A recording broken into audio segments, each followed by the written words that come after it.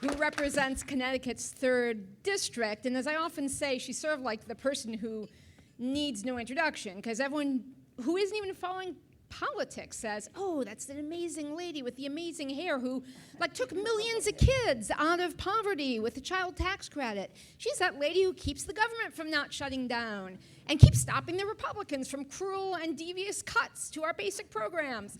That is who will be moderating here today. But most people don't know she also chairs the House Trade Working Group, which is a very long-standing, since NAFTA, collaboration of members of Congress and unions and other outside groups. And we can also thank Congresswoman DeLauro for saving us from the TPP, yes, and making Trump renegotiate his renegotiated NAFTA to put in the labor standards that Thea is going to talk about, among other things. So all-around rock star and our chair, Congresswoman Rosa DeLauro. Well, thank you, Laurie. My God. Let's go on the road with this show here, Laurie. Thank you very, very much. And I'm so delighted to be able to join with all of you today. And I want to say a thank you to the American Economic Liberties Project, organizing the panel, and really helping to shine a light on what is a growing need for a 21st century approach to trade, that one recognizes the missteps of the past, but also is identifying a strategy for us for the future. Joined today by Thea Lee, Deputy Undersecretary of Labor for International Affairs, the U.S. Department of Labor, Scott Paul, President of the Alliance for American Manufacturing, and the indomitable Lori Wallach, Director of Rethink Trade for the American Economic Liberties Project. And I might just say that Lori talked about our journey with TPP, but the gang's all here when we embarked on that effort, and also the renegotiated NAFTA agreement. I find it hard to say the USMCA, so I talk about it as the renegotiated NAFTA agreement. These folks are really public intellectuals. They have a long, long history of addressing this issue, but all trade issues. And we're looking forward to hearing your thoughts, how we can, in fact, advance a more progressive, a more worker-centered trade policy for this country. Let me just say a few words, if I can, about how I view this issue. This is an issue that's really near and dear to my heart. And I've staked my career on it in many ways. And Laurie mentioned this. I fought and helped organize in the Congress the opposition against the Trans-Pacific Partnership Agreement. Because I saw what the earlier trade deals did, how they hollowed out the American middle class, our manufacturing capacity. I watched shuttered factories in my own district, weakened communities, et cetera, across this country. And TPP would have tilted the balance in favor of massive corporations even further, allowing them to set the rules for themselves, creating a race to the bottom on wages, environmental standards, and consumer protection. And let me just say that it was no easy road to be up against the full strength of the administration. But a collective effort, an effort that was so needed and undertaken by this group of people, and some who are here, in the audience, and we succeeded at doing that. I recognize, as I believe we all do, the value of international trade. I think, its role in both increasing our prosperity for working people, protecting global stability, but it has to be done right with purpose and with forethought. When you get self-interested corporations, they should not be allowed to write all of the rules. And Laurie pointed out, yes, they should be allowed to do all the rules. I worked with the Trump administration to rewrite the U.S.-Mexico-Canada agreement. Look, I'm prepared to work with anyone who will come to the table with serious ideas of how to conduct trade while we protect American jobs and our ability to maintain high-skilled labor and talent. The fight has always been about corporate power. When corporations run amok, as they did in the 1990s, when what they did was they latched onto a strategy of using trade negotiations to lock in the rules to protect themselves, expand their power while limiting government oversight. They pushed for investor protection. They made it easier to deal with offshoring, and they shot down any of the provisions that would allow us for stronger labor standards.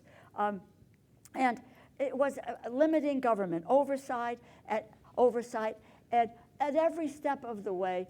Who lost here was the middle class and workers. They lost at every turn. And the companies used the negotiations to craft the rules that limit competition. And look, they're restricting generic drug competition to protect the pharmaceutical patents.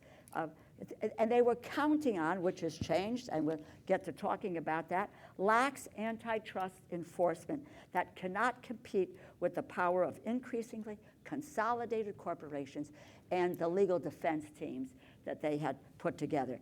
But what's the good news? Finally, I believe we are at a turning point on trade and antitrust.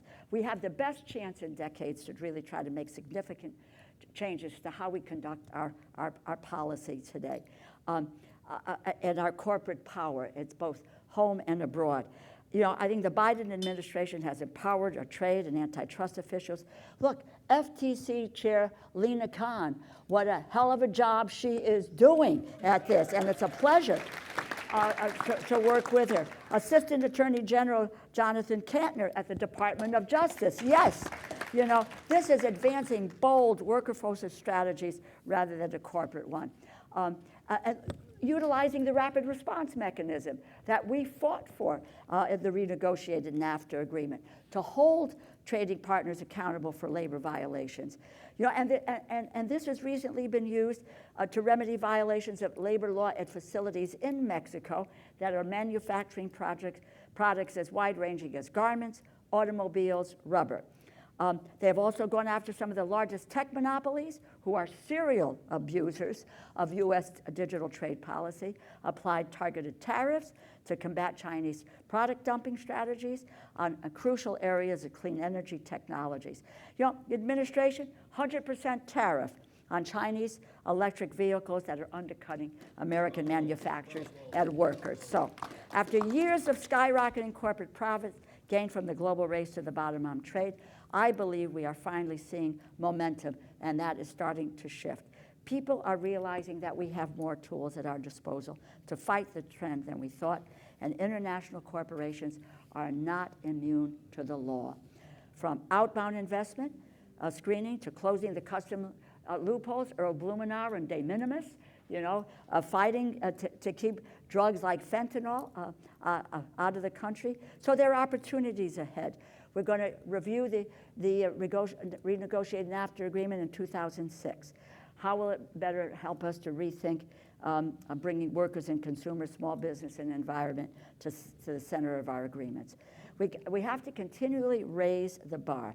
What we mostly have to do is that we have to make it clear to the most profitable American consumer markets that it requires more from them than bare minimum of social responsibility. It is a bare minimum, no longer good enough. So, and finally, we must reimagine how the deals are negotiated. In the past, we went crazy during TPT with the secrecy around the negotiations, terrible fast-track procedures, hundreds of corporate lobbyists, executives in the room, while labor unions, climate advocates, consumer watchdogs on the sideline. If we want our trade deals to reflect the needs and the interests of the American people, then they must have a seat at the table. And just make two comments about we need to be in the room where it happens, and if you are not at the table, you're on the menu. So we need to really understand that.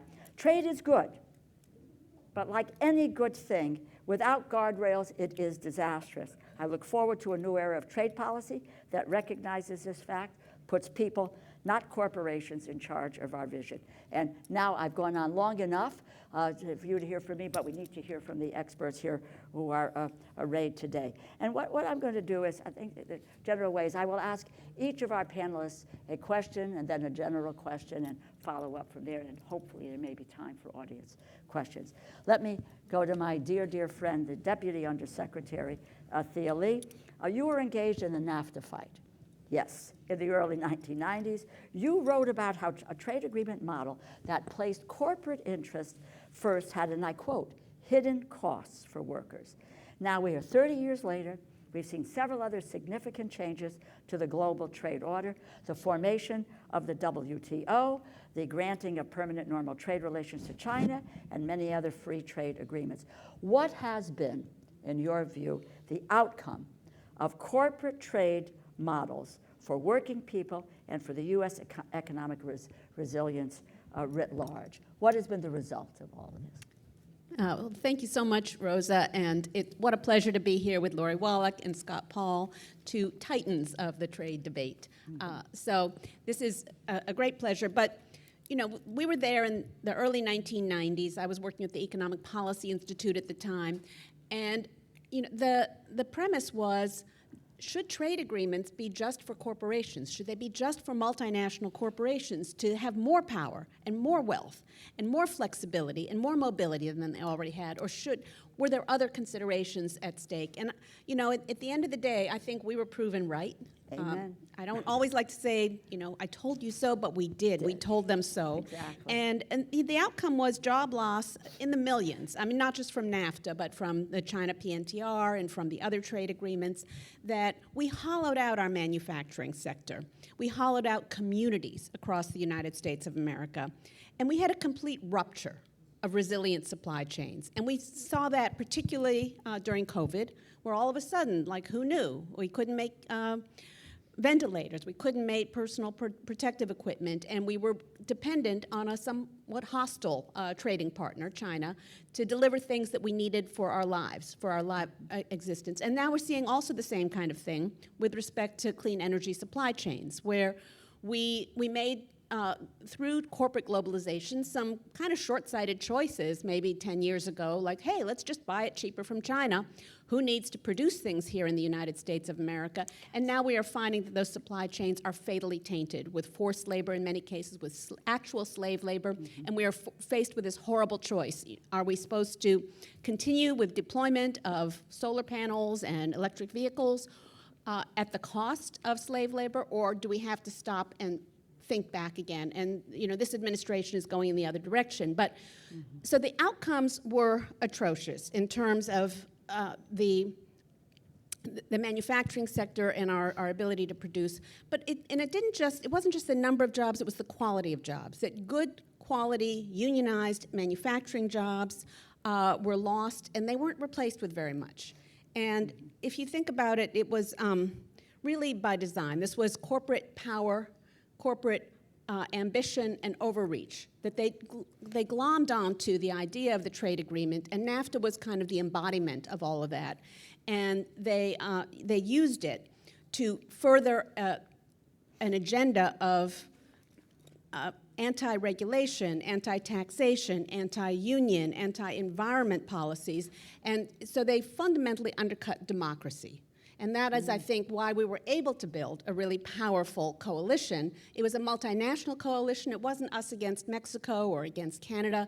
It was worker activists, environmentalists, civil society activists, human rights activists in Mexico and Canada and the United States coming together. And over time, I think that really served us well, because that's why we always had a vision of what trade agreements could be, or what trade policy could be, that was not just about maximizing profits and corporate power. But if we think about it, of course, in today's conference, it's about shifting the balance of bargaining power. That there is already an inherent imbalance of power between employers and workers. You know, the employers have the capital, they own the factory, the workers have their own labor to offer. And when you think about taking globalization on top of that, you can magnify it 1,000 times. So now you take a multinational corporation, one of the wealthiest entities in the world, and you put it against a worker who might be illiterate, who came out of the rural areas, who's never held a job before, doesn't know what their rights are. And that tremendous imbalance of power is exactly what corporations were looking to, that it wasn't good enough for them. That in the United States of America, they'd already beaten back unions, that they'd already taken away a lot of jobs. They wanted more power. They wanted the power to go and to force governments to compete with each other for the scraps of the global economy, whether developing country governments desperate for jobs, desperate for foreign investment, having to offer up weaker regulation, less taxes, busted unions in order to attract investment. So, you know, at the end of the day, if you contrast what was in NAFTA and the trade agreements of that era with what was not in, I think you see a very clear picture. So there were strong protections for intellectual property rights, for pharmaceutical companies, for copyrights, as you said, Rosa. There were strong protections in terms of financial flows, that the big money corporations needed to be able to move their money around without any barriers, without any hiccups. And of course, the investor-state dispute settlement, which empowered individual foreign investors to sue governments over regulations they didn't like. And I'm sure Laurie will talk a little bit more about that. And then on the other side, you see almost nothing for labor and environment. So the labor and environmental side agreements were so pathetic and weak. We at the AFL-CIO, I ended up at the AFL-CIO, tried to use those agreements for a couple of decades, but there was no dispute settlement. There was no remedy at the end of the day. So you can spend tens of thousands of dollars getting the workers to testify, showing some egregious abuses of workers' rights that were happening in Mexico with American companies or multinational companies, and at the end of the day, there were no teeth to it. And that was by design. So, you know, it was just the contrast between weaponizing the market access, and if you think about it this way, the corporations were selling off access to the U.S. consumer market to the highest bidder, and they were doing it in a way and on terms that were uniquely favorable to multinational corporations and uniquely damaging to worker power, to environmental protections, to even to consumer protections, because they got the governments of the global south and the labor movements and the activists to have to compete for scraps while they strengthened and embedded their own protections and trying to reduce the risk of outsourcing by locking in market access, locking in low tariffs, locking in investor protections that had not existed before and don't exist in any democratic government, and then forcing governments to compete by keeping taxes low, keeping regulations weak, not enforcing labor protections, and busting unions. So that was the end of the day. It was a sad picture, but I know we're going to go to a brighter place as this conversation evolves. Thank you, Rosa. Well, thank you, Thea. Excellent, excellent. Just a couple of points. We did tell them that. We told them so. You know, and so I can recall, I don't know if some of you can remember as well, that those of us in the Congress who were opposed to NAFTA and spoke out about it, and I'll be very, very clear, the Clinton administration said we were thugs. That's the way we were described, as thugs. But it was each question. The outcome was atrocious, and I love this as, you know, shifting the balance of bargaining power, which is what this is really all about and what we're continuing about, and we have a moment, you know, to really focus on this.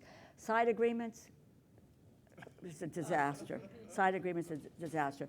But the Thea has really described what was the devastating impact that the corporate-led trade model had, and now so on workers and their economic survival. But let me move to Scott, if I can. From your vantage point, what's the impact on manufacturers, the impact on the U.S. industrial base? Did this corporate-led NAFTA style work for all businesses?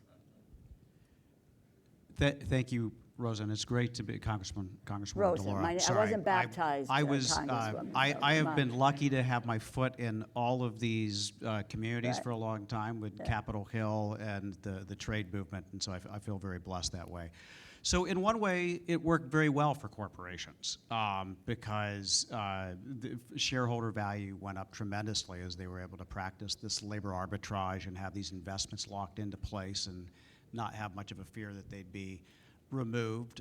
So it worked quite well for global wealthy companies until it didn't, and I'll get to that.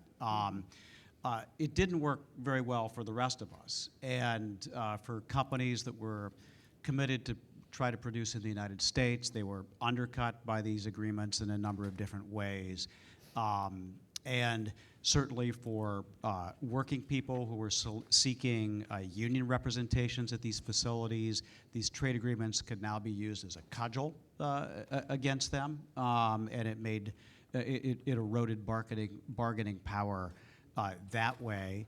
And the economic evidence that has been, I think, presented over the last 3 decades now, there were a lot of rosy predictions about how these trade agreements would turn out, that the kind of orthodox economic community was purporting about, like NAFTA would create all these jobs, all these companies would move their production to the United States, not from it, and then rinse and repeat for all of these other agreements, whether it was China or with Central America or the TPP. And what actually happened when you look at, when you review all the predictions that were made, the work that, for instance, the Economic Policy Institute did and other institutions was much more aligned with the reality of what we saw in manufacturing. We lost 1 out of 3 manufacturing jobs in just over a decade. And it was started by NAFTA and kind of turbocharged by the China agreement as well. And that is a swift, sudden decline. And a lot of Americans may not have seen or felt that right away, but the communities in which these workers were located are still feeling the effects and still reeling from them. And there's been follow-on research that has shown that the social and economic impacts of all of this have been incredibly devastating, and that there's higher divorce rates, there's lower connections with community, there's more deaths of despair, there's lower opportunity for wages, there's a lot of flight of young people out, and so you name it, basically, the societal ill, and we've seen it, and there's also promoted political extremism as well. And so it has been a contributing factor to that. And so when you add all of that up, that's been obviously a good deal for a very small subset of America and a terrible deal for most manufacturing, for most workers, and all of this. And I just want to share just a little vignette. I was traveling with one of my sons across the country last summer, and we stopped in Little Rock, Arkansas. We went to the Clinton Library. And I thought it'd be kind of cool. And we're walking through it. I remember Socks the Cat. That was pretty great. And the saxophone was pretty cool. And the peace accord, there was a lot of hope with all of that. And the peace and the prosperity and all of that was great. And then we got to the little alcove on international economic policy. And I lost my shit. And I was like, oh, this is how I spent my 90s, fighting against NAFTA. And then fighting against trade promotion authority, fast track authority that had no protections for workers, and then fighting against the giveaway to China, and then the Battle of Seattle, and all of this, and then I think we did win a couple of things as well, like the multilateral agreement on investments. I think they mentioned in there as well. And my dad was like, "Dad, you're gonna get us thrown out of this place. You're like yelling really loud." And I was like, but the point is that philosophy, unfortunately, was very baked in. To both parties, to both the Democratic and the Republican parties, and it was there for a very long time. And I'll just close with this. It was also perpetuated by corporations in a number of different ways. I mean, the members of Congress who would generally rise to become the leaders of the committees that did this were blessed by these corporations more often than not. That applies to some of the party leadership on both sides too. That applies to the presidential candidates on both sides. That applies to the advisory committees that USTR has on all of this as well. And so when you looked across the board, and obviously these corporations were funding all of this economic research, which has been debunked, about how great all of this would be. And so so there is a reckoning now, and I know that we'll get to that, but I think that it was helped to crystallize in part by the pandemic, when people faced shortages and a real crisis, and there were some real life and death situations, just about how fragile and corrupt this whole system was. And I think that helped to create the space, along with this desperation and the overwhelming body of evidence, and then also the fact that you saw some in the Republican Party that picked up this issue and co-opted, I think, working class voters that way as an alarm bell, that we got to think, do, act differently than we have been. Thank you very, very much, Scott. I'll just tell you a very quick vignette, if I can, here. You were talking about being in the library and, and losing it, etc. It was my husband, Stan Greenberg, and I.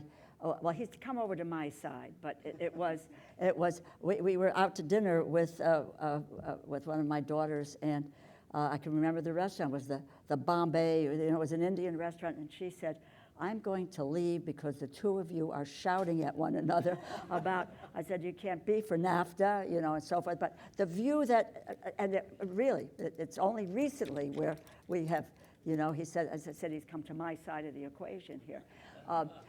But I think we had, no one believed when we just relayed what would happen. And it happened, which allowed us then, when we were dealing with the loss of those jobs, Connecticut manufacturing jobs to a fare-thee-well, jobs never came back again. The salaries never came back again. And the social consequences, which you laid out there, Scott, but that helped us when we were dealing with the Trans-Pacific Partnership Agreement. We had something to look at and say, look at it, look what happened. Let's not go down that road again. And that brings me to asking Laurie, and you're right about the biggest corporations getting the benefit of it. Laurie can speak to really, as I say, I think the level of knowledge she has on trade agreements, there's no word for it. It's just overwhelming. But the specific problems with the old trade model and the provisions, the mechanics that allowed corporations to get away with what they did, and look at where we are today in that regard. So, Laurie, take it away. So it's a pleasure, a thrill to be with my friends and colleagues on this panel. And basically, I think the bottom line of it is that old system of trade agreements concentrated corporate power, increased corporate power, increased monopoly worldwide, was a feature, not a bug. And the specific sort of thing about it that is worth noting, Rosa mentioned this, there are 500 official corporate advisors who have an official role as trade advisors from the Nixon days. That's still there. That needs to be fixed. It's about how we make trade agreements. You can go to our website where we have a study called Loaded at rethinktrade.org, and you can see all of these corporate lobbyists who basically can see the texts, like the TPP when Congress couldn't. It's crazy. So before I explain some of the specific rules very briefly that these corporate interests impose, I want to say two things about these rules. One, a dirty little secret. A bunch of these NAFTA, WTO, et cetera, trade rules aren't actually about traditional trade stuff. It's not tariffs and quotas. It is basically a delivery mechanism for all the neoliberal domestic policies of deregulation and special corporate rights that have basically nothing to do with the tariff. And part two is it's enforceable, and each of these agreements has a rule where the domestic laws must be made to conform with these international rules. So it's a means of international preemption. So when democracy is strong and people fight back and get a new Congress and they're going to change the laws, it can have a chilling effect. But also, unlike any other form of international law, please God, this were true for the International Labor Organization's conventions, it's enforceable with sanctions. So it's actually enforceable international law. So that combo, then what rules? Because we've heard the implications have been horrific, and I want to point out it's not just been for the US. This has been a corporate coup d'etat via trade agreement on people around the world. These denying the use of these different policy tools, because there are some special new corporate rights that are imposed, and then there are a lot of constraints, handcuffs on governments. This has been a catastrophe in many developing countries. It's not just the rich world. So like exhibit number one, new corporate rights. Okay, free trade agreements, right?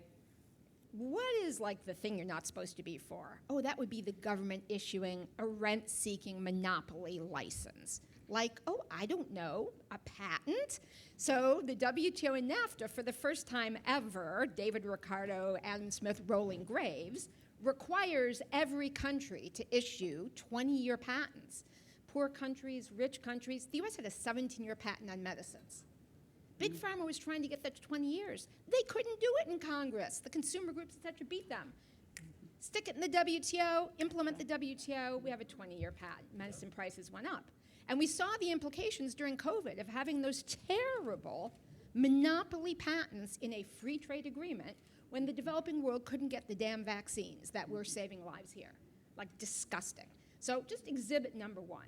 Exhibit number two, the constraints.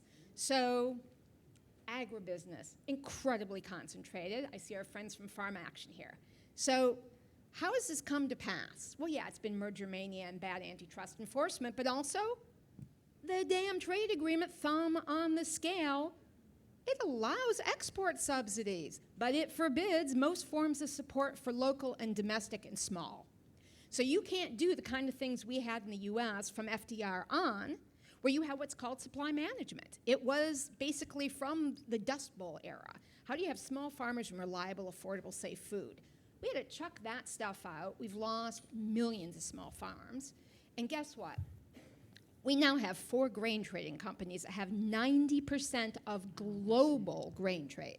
Because their export subsidies, totally kosher under the WTO. Stuff for actual farmers, ixnay.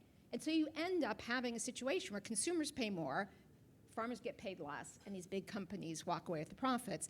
And that is part of the deal. So I would just say there's a lot of talk about neoliberalism is dead. And it certainly is wished dead by many, many people, and has certainly with this administration, thank God, many governments are also rethinking. However, a steely skeleton of neoliberal policy imposition remains in place in the carcass of these trade agreements. And part of the answer going forward to have the policy space to do the wonderful things we need to do is to actually fix these old rules, a lot of which really had nothing to do with trade. Well, excellent, really. You know, listen, I think you laid it out beautifully. And again, there was nothing for us to juxtapose what we were talking about at that time on NAFTA against anything, but that led us to a renewed strength when we got to the TPP. As you, well, as I said, it was not an easy road, but we got there. And where we were with USMCA, largely removed the ISDS, corporate, friendly investors, et cetera. And I think we should note on that, because with this current administration, both the president and Ambassador Tai have said that would not be part of any agreements again. However, that is not binding legislation. So when Laurie talks about, this neoliberal notion that if you just open the market, you have free trade, everyone benefits, not the case. Let me just now move to something that is more general. What's next, guys? What is next? What's the vision? And I'm going to ask each of you to comment on that. What is the vision for a progressive, worker-centered trade agreement for all of us? And if you can, I would like, because I'm in the business of trying to legislate, and where can we make a stand on the issues that can bring us to where we want to try to go? Who wants to go first? I'm not, come on. Don't be shy. This is not a shy crowd. It's all type A personalities up here. Really. Thea, go for it. Well, I'll make a start because it's a wonderful question. So where do we go from here? I mean, you think about it, we've learned a lot of lessons, and I think that this administration has done an amazing job articulating a worker-centered trade policy. And part of what that means is about who do we choose as partners and what are the key elements that we're looking at.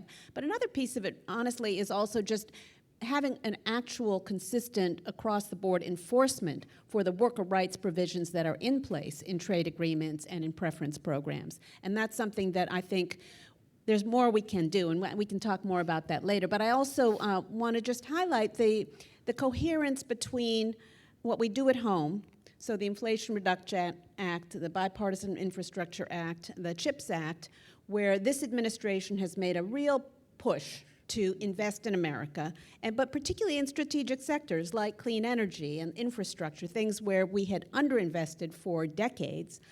We kept getting a D+ from the American Society of Civil Engineers for our infrastructure.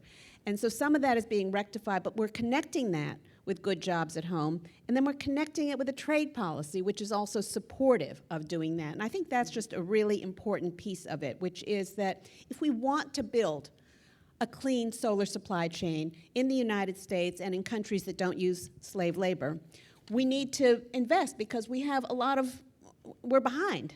We spent decades outsourcing everything and letting China buy up all these key sectors and other countries who are not, and now we have these problems. And so if we want to overcome the first mover, the economies of scale, the subsidies, and the forced labor, we're going to need to use trade policy as well as industrial policy, as well as our investments and our training in order to have a chance at being successful. And I think that's the direction we need to go. Okay, great. Good job. Lori?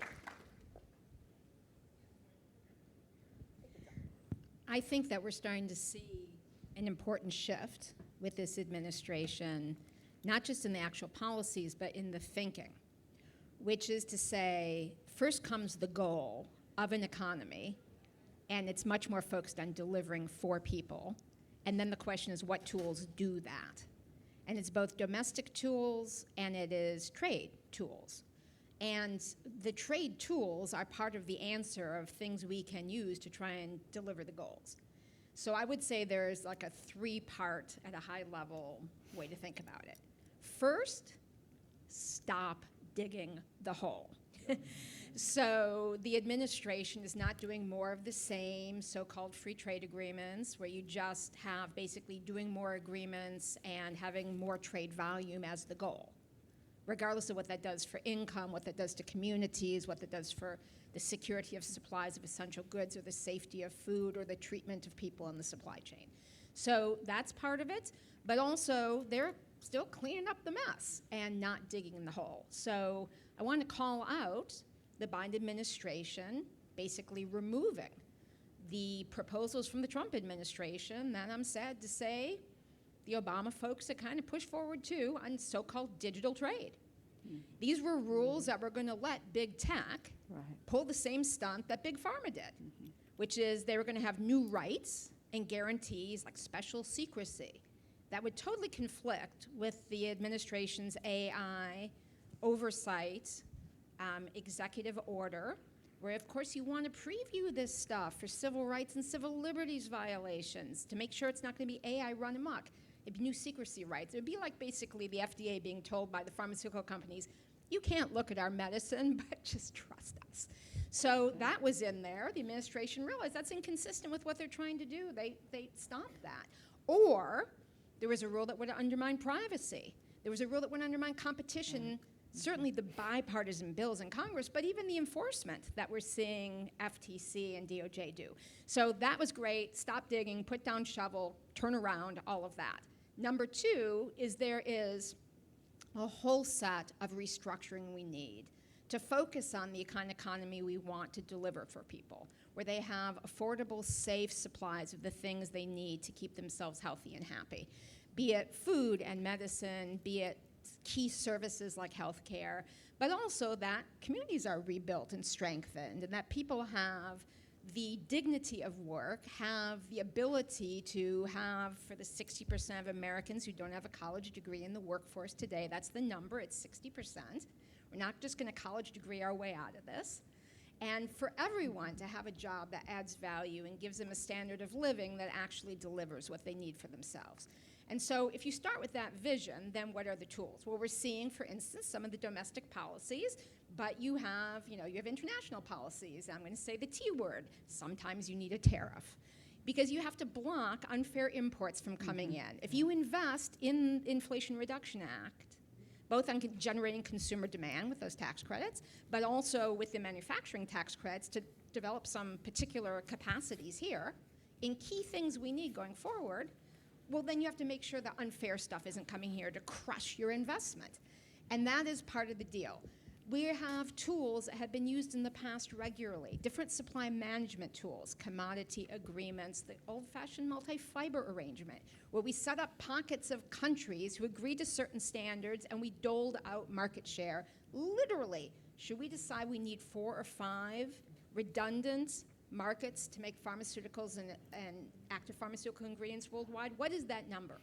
So that because of climate, because of a pandemic, because of an earthquake, something goes down. Same for our communications technologies, our green energy technologies. We're going to have to structure those markets. And efficiency, as we've learned the hard way, in the sense of efficiency at its highest scale is a monopoly, and then it becomes highly inefficient, maximally inefficient.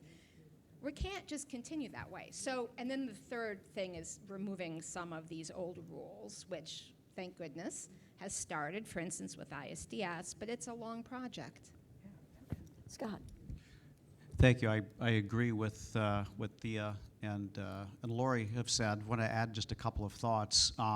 First, I want to second the idea of tariff as a tool for social and economic justice and for growth coupled by other policies that can be broadly shared bottom up and middle out, and that's what this kind of industrial policy coupled with that tariff is trying to do, so that we're not just trading kind of like a carbon source produced by oligarchs with clean energy that's produced with slave labor by an autocratic state that may not have our interests at heart. So I think we need to continue that rationale.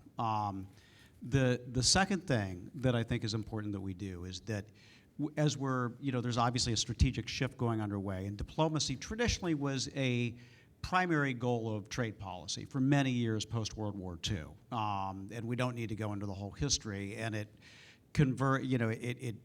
kind of evolved as corporations saw what the opportunity were in some of these emerging markets. The rationale behind that kind of disappeared after with the end of the Cold War, but is reemerging again. Clearly with this concern about China. So as we're doing that, we need to be careful not to use trade as a tool that can be exploited by corporations and used primarily also for diplomatic purposes in a way that's going to have detrimental economic impacts in the United States. I think that's important as well. As we're conducting industrial policy, we need to make sure that there's fierce competition and that there are performance standards, that we're not just doing handouts to companies, but that they need to use well-paid workers. They need to respect the right to organize. They need to pay attention to what kind of benefits are being provided in the community, and that way there will be a benefit for the companies and for American consumers and workers at the end of this. And just finally, and the last thing, because this is a group that cares deeply, I know, about competition and monopolies, we need to take back the language from, I think, the free trade neoliberal crowd and these corporations, is that the consumer is at the center of their concern.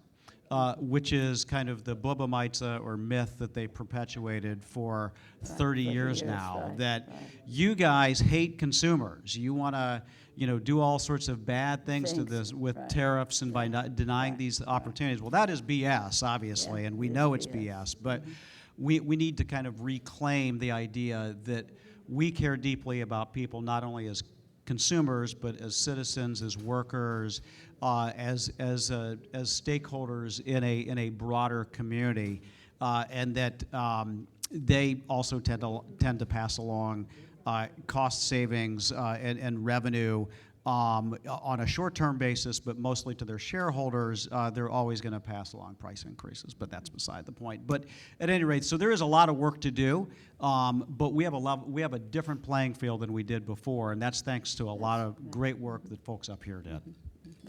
I would just say a thank you to you all on this issue. I mean, I look at tools. I want to take what you are saying and translate it into, where we can take the public policy initiatives to move forward. And one of the areas that has been, that comes with, the issue of the CHIPS legislation.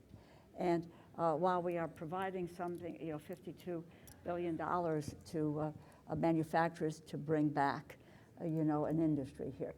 On the other hand, I think we need to take a look at, and what we're trying to do is deal with an outbound review mechanism. So to not allow us to offshore technology, particularly to China and so forth. And in many respects, that is being fought by the very industries that are getting the beneficiaries of the $52 billion. So what we need to do is to understand that, yes, in terms of what policy we have and with the administration, is that it's not, yes, we need to work with our trading partners, but we should not be, once again, selling off our technology or whatever else. And I think that there's a need to really focus, to galvanize around, an effort in that regard and stand up for it. At the moment, I think the administration and the de minimis closing that loophole is critical. And I think what we need to do is to identify and prioritize some of these efforts, and whether it is through executive order, whether it is through various agencies, whether it's Treasury or Commerce or whatever it is, that they have to be on board as well to understand how we're going forward. We have, we're looking at a totally different administration, but I think we have places where we can really tighten up some of the things that we are trying to accomplish in order to make our trade agreements what they should be for the future. You've gotten a little bit into this, but the issue of obstacles. This is not, we're not Pollyanna, going forward here. There are still considerable obstacles. It's great. Vision is terrific of where we want to go, but where do those obstacles exist, and how are we going to push back and really look at a stronger countervailing, worker-centered strategy in doing this. Let's be quick about that. I don't know what our timing is, but what the hell? Let's just go. Let's just answer, really, I mean, because I think it's important. Washington, the window doesn't open for very long. We have a window at the moment to move through this and to try to make our voices heard, to deal with specific policy where we can change the way things have been done. We have started on that road, so let's continue. Quickly, obstacles that we need to try to overcome in this effort. Laura, go ahead. Speed round. So shorthand Speed round, right. Shorthand for we need to build power and bottom-up power and bring together the diverse audiences that are here: small business people, Right. independent farmers, labor union activists, people who care about the environment, etc. I mean, if you just even think about the fact that we need to have resilient supplies to beat the climate crisis of, say, the solar panels, that when China got angry with us, they just cut us off with the supply. So, if you're coming from the climate perspective, think of it that way. If you're coming from the union perspective, think about good union jobs making the stuff here. If you're coming from the business perspective, think of the supply chain you can invest in. And I just want to call out Arthur Stamoulis, who's the head of Citizens Trade Campaign. See him if you want to know how to get involved campaigning. He has grassroots coalitions across the country who are basically the field troops behind General DeLauro when we have these major fights. So please see Arthur. I think another thing just to flag is sort of I think a great guidebook is we have a study out on the table that we did at AELP on the CHIPS bill. Okay. Good step in the right direction, but what Rosa has pointed out is every single kind of issue we're concerned about. So like the money should go to new entrants as well as to the existing companies. If the existing companies are getting money, there should be conditions that they are not being anti-competitive. There should be no stock buybacks. There should be labor and organizing requirements. So some of these conditions, for a variety of reasons, didn't make it into round one, but that study helps lay out the kinds of things that we can be fighting for together. And then just, when you had asked originally, what is it exactly of the new rules, one of the things I ran out of time to say, but in the international structure, I just want to underscore what Thea was saying, which is if we establish a floor of decency, for instance, the existing International Labor Organization standards, the existing multilateral environmental agreement standards, as Rosa's fought for decades, if that's the floor that international trade operates on, then we have a possibility to have to actually lift up economies around the world. Okay, Please. speed run. So I think, first of all, I would say what's been successful has been linking labor rights to trade agreements, both the Tariff Act of 1930, which bans the import of goods made in whole or in part with forced labor, which has been a game changer in terms of corporate accountability throughout their supply chain, whether they've outsourced everything, whether they know about it or they don't know about it, they are actually responsible for not having forced labor anywhere in their supply chain. And that is really important, and it's really powerful, and we should use it more. The other thing is the USMCA labor provisions have been extraordinary because we were able to completely turn around a failed trade agreement, NAFTA, and turn it into something powerful for working people, to empower workers to be able to form independent democratic unions. Around 30,000 workers in Mexico have a union, a real union now, that they didn't have because we were able to use the trade agreement as a force for good, as a way of empowering workers, as a way of shifting the balance of bargaining power from multinational corporations to working people. And the last obstacle I would just say is that this country, and actually around the world, there is such a strong anti-union bias and prejudice. And this is a moment when corporations are on the hook. I mean, you see it every single day. You pick up the gosh darn newspaper and you see some horrific labor abuse. And these are big name corporations. They're auto companies, they're apparel companies, and yet they have this because they're wasting their money on third-party audits, almost $30 billion a year, because they don't want a union. You know, you can pay a bunch of auditors, expensive people in suits, to fly around the world and stay in fancy hotel rooms and show up announced at a factory and not find any problems. Or you could have a darn union that's there 7 days a week, that is elected and democratic and trusted by the workers, and you might not have to worry about those kinds of abuses. So if we can overcome that prejudice, I think we could make a ton of progress. Here we go. Scott. I'll just be very brief. I think there's a great opportunity for kind of transpartisan, kind of trans-ideological collaboration on this. And we've all experienced this in the past in fighting against trade agreements, and I think it could be very powerful if wielded the right way. So I just want to encourage people to be open to that as well. Just a couple final comments here. And Laurie referenced Arthur. Let me just take what happened with the Trans-Pacific Partnership Agreement was this was an inside-outside endeavor, if you will. There was the organization around the country, you know, through a field effort and raising awareness and people writing, calling, and doing what they need to do. Internally, there was the education of members of Congress about what this was about, and very specifically what it was about. I would venture to say today that what we need to do is to engage the Congress on how we want to go forward, and not sit back and say, we renegotiated the NAFTA agreement, we got some good things, and you know, that's where we're going to leave it. We cannot afford to do that. And this is the moment to try to engage with Congress, engage with the advocacy groups outside of the unions and others, the environmental groups, the broad coalition that we try to bring together in the Trade Working Group, to make it possible for people to understand what is at stake. I don't think that because we haven't had a fight like we did with NAFTA or with TPP, that we are at a moment where people truly in the Congress, some do obviously, but don't understand what is happening and how we have the ability to turn it around. I will just say something. I was in the room with 6 of us and with the trade people, the Trump trade people, and we're debating forced labor.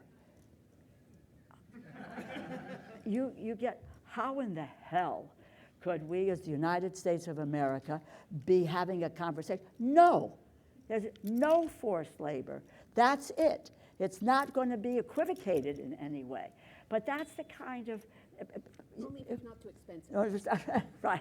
You know, but that's where we have to go. Listen, we are woefully out of time here and so forth. But I just want to say, you really are listening to panelists who live and breathe these issues every day. Their public service and that commitment is so apparent in the knowledge, the commitment, the passion for these issues. So I'm so pleased to be with them. And what I really want to leave people with is we have a moment when we need to take on corporations, 55 of whom pay 0 taxes, another 39 who don't pay. How does this translate to trade? Yes, they are there, they are in force, and they're going to try to push us back. We cannot allow it to happen to us again. And if we don't do that now, then we will have opened the door to going backward rather than to go forward. And I hope people are, you know, fired up really in a way that corporations, we have to hold them accountable and not have abusive trade policy for their own goals. So with that, let's try to galvanize the Congress. Let's try to organize outside and do it. Thank you. Thank you, one and all. Appreciate Hear, it. hear. Thank you to the whole panel and folks for the breakouts. Healthcare here, next door, or the other way around. Here is The other way here is around. here is the Business Labor Partnership, and next door is healthcare. And thank you all panelists. Okay. Thank you, Rosa Thank you. DeLauro, Thank you. Thea Thank Lee, you. and Scott Paul. Thank you. And hustle, Thanks, hustle, Grace. hustle, Thank because you. we're a little behind Thank you so schedule. much. That was So fun. labor business here, Thanks, Grace. healthcare Thank you. next door. Thanks Thanks for so all much, your and thank you again to Thank you. Congresswoman DeLauro. Thank you. Yeah. Okay. Thank you very much. Thank you. Thank you. so much. Thank you. Thank you. And we have 7,000 people.